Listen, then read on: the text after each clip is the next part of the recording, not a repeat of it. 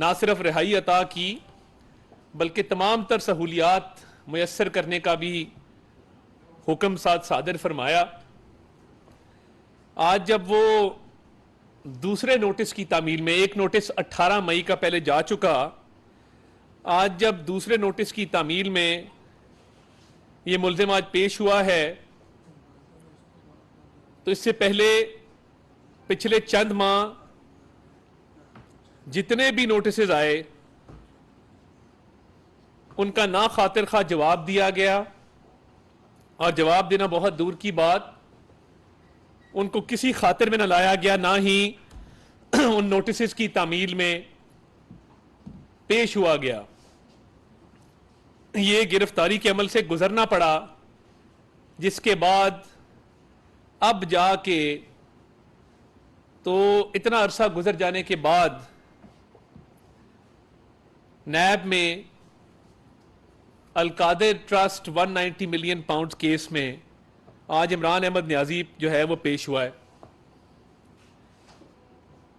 तासुर अभी तक जो आज की पेशी से मिलता है कि तहकीकात में ताउन नहीं किया जा रहा। सबसे पहली बात ये कि जो रिकॉर्ड मांगा जाता है, आगे से कहा जाता है कि जी वो मेरे पास नहीं है, आप एनसीए से रुजू करें, आप कैबिनेट डिवीजन से रुजू करें, मेरे पास ये रिकॉर्ड मुयस्सर नहीं है, इसलिए मैं आपको वो रिकॉर्ड नहीं दे सकता। अब आप अगर तफ्तीश में ताउन नहीं करेंगे तो इसका मतलब है कि आपने अपनी जमानत का नाजायज फायदा उठाया है, और जिस बुनियाद पे आपको जमानत दी गई थी वो लवाजमात आप पूरे करने से कासिर रहे हैं।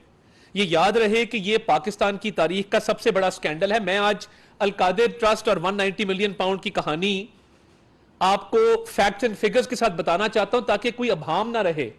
बहुत सारे वर्जन इस स्टोरी के आ रहे हैं मार्केट में।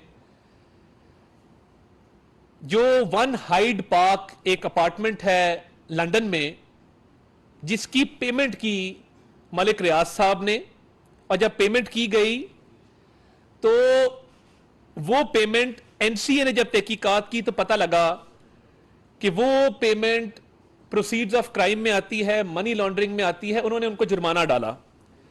जब उन्होंने जुर्माना डाला तो वो जुर्माना उन्होंने उनके बैंक अकाउंट फ्रीज किए उस प्रॉपर्टी टाइकून के, और वो जुर्माना तकरीबन 190 मिलियन पाउंड टोटल बनता है इस ट्रांजैक्शन का, वन हाइड पार्क का। अब हुकूमत पाकिस्तान का एक मुआहदा होता है बजरिया शहजाद अकबर कि ये क्योंकि पाकिस्तान से पैसा गया है, ये हुकूमत पाकिस्तान और पाकिस्तान के अवाम की मलकियत है, इस पैसे को वापस पाकिस्तान को किया जाए। बरतानिया की जो नेशनल क्राइम एजेंसी एनसीए है, वो इस शर्त को मान के ये पैसा पाकिस्तान को ट्रांसफर कर देती है, इस शर्त पे कि ये 190 मिलियन पाउंड पाकिस्तान के सरकारी खजाने में जाएगा, पाकिस्तान के अकाउंट में जाएगा, पाकिस्तान के अवाम पर खर्च होगा। इस शर्त पर यह पैसा पाकिस्तान आता है। जब यह पाकिस्तान आता है, अब फ्रॉड कहां से शुरू हुआ? एक तो शहजाद अकबर को भेजा गया यह पैसा पाकिस्तान लाने के लिए, क्योंकि इसमें खुर्द बुर्द किया जानी थी, इसमें फ्रॉड किया जाना था। तो किया क्या? एक मुआहदा और हुआ जो बंद लिफाफे में काबीना के सामने पेश किया गया, जिसको कॉन्फिडेंशियलिटी एग्रीमेंट कहते हैं, राजदारी का एक मुआहदा है। अब वो कॉन्फिडेंशियलिटी एग्रीमेंट चाहिए तो यह था कि काबीना के तमाम मेंबर उसको पढ़ते, क्योंकि हुकूमत पाकिस्तान का मतलब वजीर आजम और तमाम वुज़रा हैं, काबीना है मुस्तफा इंपेक्स केस के बाद। वो खोला नहीं गया और इमरान न्याजी साहब ने जल्दबाजी में उजलत में कहा कि ठीक है मंजूर है, ये पास कर दें बस। फैसल वाडा साहब बोले, तारिक बशीर चीमा साहब बोले, कुछ वुज़रा ने वहां पर सवाल उठाए कि ये आप कैसे कर सकते हैं, हमें बताएं तो सही इस बंद लिफाफे में है क्या। अब पैसा तो जाना था, उस बंद लिफाफे में जो दस्तावेजात थे वो मैंने देखे हैं, वो तो जाना था हुकूमत पाकिस्तान के अकाउंट में, मगर किया क्या?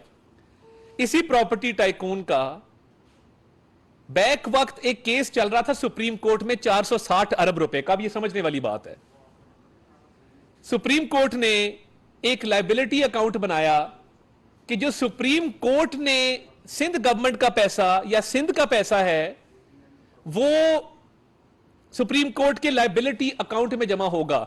अब इस प्रॉपर्टी टाइकून की दो तरह की लायबिलिटीज हैं, एक जुर्माना जो एनसीए का आ रहा है 190 मिलियन पाउंड का, एक सुप्रीम कोर्ट में अकाउंट है 460 अरब जिसमें जुर्माना जमा होना है सिंध गवर्नमेंट वाले केस का।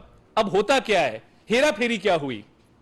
हेरा फेरी यह हुई कि काबीना ने मंजूरी देकर इमरान न्याजी साहब और शहजाद अकबर साहब ने खुर्द बुर्द करके जो पैसा हुकूमत पाकिस्तान के अकाउंट में आना था वो सुप्रीम कोर्ट के लायबिलिटी अकाउंट में ट्रांसफर कर दिया। तो ये 190 मिलियन पाउंड हुकूमत पाकिस्तान के अकाउंट में आया ही नहीं, हुकूमत पाकिस्तान को मिला ही नहीं, पाकिस्तान की अवाम पर खर्च हुआ ही नहीं। एक तरफ 190 मिलियन पाउंड है जो जुर्माना है जो बरतानिया की एनसीए ने पाकिस्तान को दिया है, और दूसरी तरफ 460 अरब रुपए का एक अलग से लायबिलिटी है जो रिकवर होनी है उसी प्रॉपर्टी टाइकून से। तो ये पैसा यूके से लाकर 190 मिलियन पाउंड्स, तो वो लायबिलिटी एडजस्ट कर दी गई जो 460 अरब रुपए की थी। ये है डाका जो इमरान न्याजी साहब ने मारा है। कोई कानून, कोई आइन, कोई जाब्ता इस बात की इजाजत नहीं देता कि आप बैरून मुल्क से पाकिस्तान का पैसा वापस ला रहे हैं और वो पाकिस्तान के सरकारी खजाने में जाना है, मगर वो वहां आप ट्रांसफर नहीं करते, वो आप ट्रांसफर करते हैं एक प्रॉपर्टी टाइकून के दूसरे अकाउंट में जो सुप्रीम कोर्ट मेंटेन कर रहा है। ये हेरा फेरी की गई जिसमें ये 60 अरब नहीं, 60 अरब तो सिर्फ ये 190 मिलियन पाउंड का नुकसान हुआ पाकिस्तानी खजाने को। अगर उस 460 अरब रुपए का भी आप तखमीना लगवा लें जो सुप्रीम कोर्ट का लायबिलिटी अकाउंट था जिसकी बाद में किस्तें कर दी गई, तो ये कई 100 अरब रुपए बनते हैं। अब इसके बस फायदा क्या लिया, ये जरा डिस्ट्रीब्यूट करें जी ट्रस्ट डीड अल कादिर की। राना वकास साहब अगर हैं तो ये काइंडली तमाम हमारे रिपोर्टर साथियों को दें। अब इसके एवज 458 कनाल जमीन, 458 कनाल जमीन इमरान न्याजी साहब को गिफ्ट की जाती है उसी प्रॉपर्टी टाइकून की तरफ से। इमरान अहमद न्याजी साहब के दस्तखत अगर आप देखेंगे आखिरी सफात पर वो मौजूद हैं कि इमरान अहमद न्याजी साहब ये ट्रस्ट बना रहे हैं उस 458 कनाल जमीन पर जो उस प्रॉपर्टी टाइकून ने ये सारी हेरा फेरी करने के एवज रिश्वत के तौर पे इमरान न्याजी साहब को दिया कि 190 मिलियन पाउंड का आपने डाका मार के पाकिस्तान के सरकारी खजाने में जमा कराए बगैर दूसरी लायबिलिटी अकाउंट में जो सुप्रीम कोर्ट का एक अलग मामला था उसमें जमा करा के डबल फायदा दे दिया उस प्रॉपर्टी टाइकून को और काबीना में बंद लिफाफा पेश किया। उसके बाद ये है इमरान न्याजी के सिग्नेचर, और इसमें मजे की बात क्या है, दूसरे सिग्नेचर हैं बुशरा खान इन्होंने लिखा है, जो इनका आईडी कार्ड है उस पे नाम इनका और आ रहा है, वो मैं नाम नहीं लेना चाहता, यहां पर इखलाकियात के दायरे के अंदर रहना चाहिए। वो आईडी कार्ड साथ अटैच्ड है, आप देख लेंगे।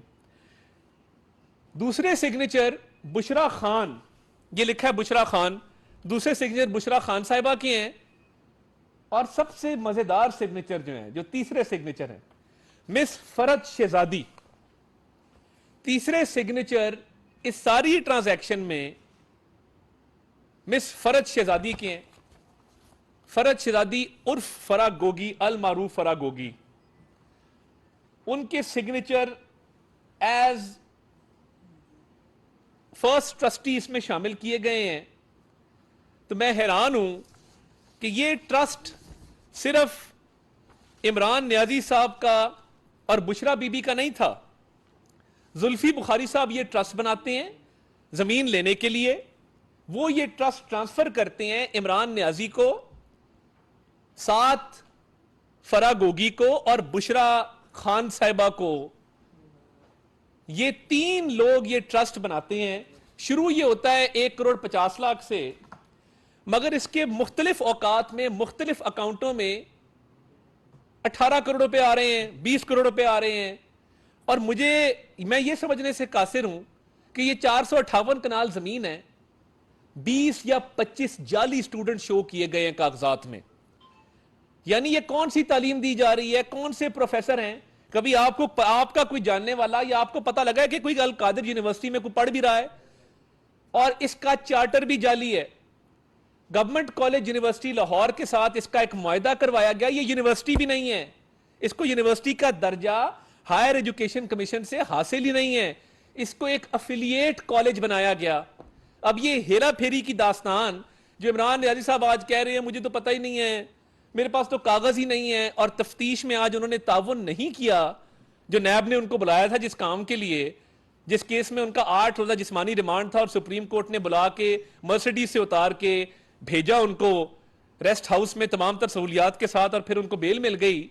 तो बेल तो इसलिए मिली थी कि आप ताउन करें, बताएं, पूरी कौम को बताएं कि ये कितना बड़ा डाका है जो नेशनल क्राइम एजेंसी का जो जुर्माने वाला पैसा आया था आपने उस पर मारा है। जाली यूनिवर्सिटी है, 458 कनाल जमीन है। फिर खैबर पख्तूनख्वा में एक कानून लाया गया, वो कानून जस्टिस सेठ वकार ने बाद में उसको कलअदम करार दिया, वो भी इस प्रॉपर्टी टाइकून और मुख्तलिफ इनके इन्वेस्टर्स के लिए था। वो कानून ये था कि आपको बगैर जमीन के हाउसिंग सोसाइटी बनाने का एनओसी जारी कर दिया जाएगा। आपके पास जमीन नहीं है, 1 कनाल भी जमीन नहीं है, 1 इंच भी जमीन नहीं है, मगर आप अगर चाहेंगे तो आपको हाउसिंग सोसाइटी की इजाजत मिल जाएगी, एनओसी जारी कर दिया जाएगा और आप बाद में फिर जमीन खरीदेंगे उस एनओसी के। बस उस कानून बनाने के भी पैसे लिए गए। वो कानून क्यों बनाया गया, बाद में वो कलअदम क्यों करार दिया गया, जैसे सेठ वकार अल्लाह बख्शे उनकी तरफ से। तो ये तमाम तर स्कैम जो किया गया है, जो कौम का कई 100 अरब रुपया इसमें खाया गया है। इमरान नियाजी साहब आज भोले बन रहे थे, हालांकि जब अदालत में पेश हुए तो एहतसाब के जज को उन्होंने कहा कि ये पैसा मैं पाकिस्तान लाया था, क्योंकि अगर हम ये केस लड़ते बरतानिया में तो कई करोड़ रुपए हमारे कौम के जाया हो जाते। मैं तो ये पैसा पाकिस्तान लाया हूं, ये पैसा पाकिस्तान का था, तो मैंने इसकी इजाजत दी कि ये पैसा पाकिस्तान आए। अगली बात गोल कर गए कि इस बात की भी इजाजत दी कि ये पैसा पाकिस्तान के सरकारी खजाने में ना आए, पाकिस्तान की अवाम पे खर्च ना किया जाए, ये सुप्रीम कोर्ट के लायबिलिटी अकाउंट में वो 460 अरब की लायबिलिटी सेटल करने के लिए इस्तेमाल किया जाए। ये हेरा फेरी थी इस बंद लिफाफे की। और ये है वो ट्रस्ट डीड जो मैंने आपको सर्कुलेट कर दी। मजीद दस्तावेजात भी हम हासिल कर रहे हैं और इसके अंदर बात बिल्कुल वाज़ेह है। पाकिस्तान की तारीख का सबसे बड़ा डाका है। सिटिंग प्राइम मिनिस्टर जिसका नाम इमरान नियाजी था, उसके राइट हैंड शहजाद अकबर ने एक नोट मूव किया काबीना के लिए। हालांकि ऐसे मामलात में जाब्ता यह है कि समरी मूव की जाती है, उस समरी की मंजूरी दी जाती है। यहां पे सिंपल एक नोट मूव किया जाता है शहजाद अकबर की तरफ से और उसको सीगा राज में रखा जाता है और शहजाद अकबर ये सारी कहानी बनाता है। इमरान नियाजी इसकी मंजूरी देते हैं और ये बदकिस्मती है कि हमारे जुडिशल सिस्टम को चीट करके, हमारे तफ्तीशी इदारों को चीट करके इमरान नियाजी आज जेल से बाहर बैठा है और वो आजाद फिजाओं में सांस ले रहा है, इतना बड़ा डाका मारने के बावजूद। तो फिर जेलें खोल दें, तमाम मुजरिमों को बाहर निकाल दें।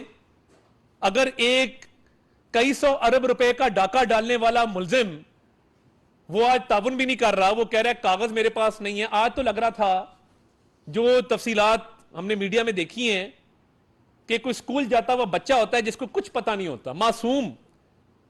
तो ये जो कौम को बगावत पे उकसाते हैं और कौम को गलत राह पे लगाते हैं और ये मुट्ठी भर टोलियों में जो कौमी सलामती पे हमले करते हैं, कौमी सलामती के इदारों पे हमले करते हैं, वो इसलिए था कि ये 190 मिलियन पाउंड और जो 460 अरब रुपया सुप्रीम कोर्ट की लायबिलिटी उस पर पर्दा डालने के लिए इस केस में गिरफ्तारी की वजह से कैप्टन कर्नल शेर खान के मुजस्मे की बेहुरमती की गई। इस केस में, करप्शन केस में गिरफ्तारी की वजह से जिना हाउस को जला दिया गया। इस केस में जो करप्शन है उस पे पर्दा डालने के लिए चागी हिल के मॉडल को नजर आतिश किया गया। इस केस में कई 100 अरब की करप्शन पे पर्दा डालने के लिए जीएचक्यू के गेट तक जाके हमला किया गया। इस डाके पे पर्दा डालने के लिए रेडियो पाकिस्तान की बिल्डिंग को जलाया गया। ये है वो हकायक जिनसे ना नजर छुपाई जा सकती है, ना बचा जा सकता है। देर सवेर इसका हिसाब हर हाल में देना होगा कि ये कई 100 अरब रुपए का डाका जब मारा, बेदर्दी से मारा, इस मुल्क के और कौम के, गरीब कौम के पैसे को लूटा, और आज कौमी सलामती के इदारों पर हमला करके रोज बाहर मगरबी की दुनिया को अपीलें कर रहे हैं। आज भी इनका ट्विटर अकाउंट कह रहा था इंपोर्टेड हुकूमत ने जाली केस बनाए। तो फिर आप इंपोर्टेड हुकूमत है तो फिर बाहर क्यों हाथ जोड़ रहे हैं अमेरिकी कांग्रेस वुमन के आगे? उसके तरले मिन्नत क्यों कर रहे हैं? उनसे मदद क्यों मांग रहे हैं कि इंसानी हकूक की खिलाफ वर्जियां हो रही हैं? यानी जिस पर आप इल्जाम धरते हैं कि आपकी हुकूमत का खात्मा जिन्होंने किया, आज उन्हीं से मदद मांग रहे हैं। क्या हम कोई गुलाम है? हां, तुम गुलाम हो। तुम गुलाम भी हो, तुम चोर भी हो, तुम डाकू भी हो, तुमने डाका भी मारा है और तुम्हें जवाबदेह होना पड़ेगा। कौम को इसका जवाब देना पड़ेगा और इसमें इंशाअल्लाह ताला इमरान नियाजी को सजा होगी और यह सजा से बच नहीं सकता। इतने इररिफ्यूटेबल डॉक्यूमेंट्स और हमारे पास सबूत आ गए हैं कि इससे बचना नामुमकिन होगा।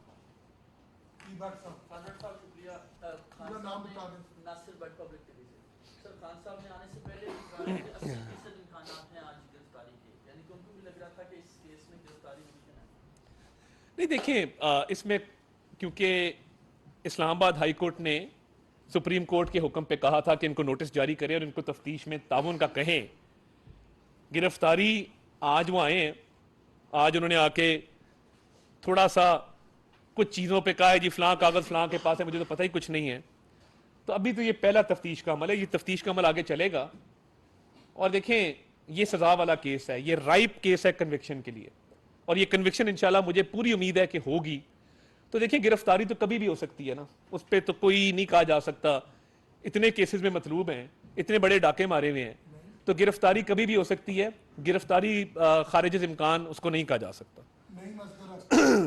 अता साहब, ये बताइएगा, इस केस में इमरान नियाज़ी साहब के अलावा और कितने मुल्ज़मान हैं जिनको तलब किया गया, उनके खिलाफ तफ्तीश की जाए? इसमें शहजाद अकबर को नोटिस गया है, वो बैरून मुल्क हैं, वो अभी तक पेश नहीं हो सके और उनको कई नोटिस जा चुके हैं। मरकजी मुलजम हैं, वो पेश होने से कासिर रहे हैं। जुल्फी बुखारी साहब मतलूब हैं, वो भी बैरून मुल्क चले गए हैं। बुशरा साहिबा को भी इंशाल्लाह बुलाया जाएगा। फराज शहजादी इसके अंदर इन्वॉल्व हैं, अली रियाज साहब हैं, मलिक रियाज साहब हैं। तो ये मुलजमान की फहरिस्त काफ़ी लंबी है। तो ये तमाम वो लोग हैं जो इस केस में मतलूब हैं और जिनको मैं कहता हूँ कि आप ताउन करें तहकीकाती इदारों से। Thank you sir. बहुत शुक्रिया जी। बाकी मैं सॉफ्ट कॉपी भी इसकी शेयर कर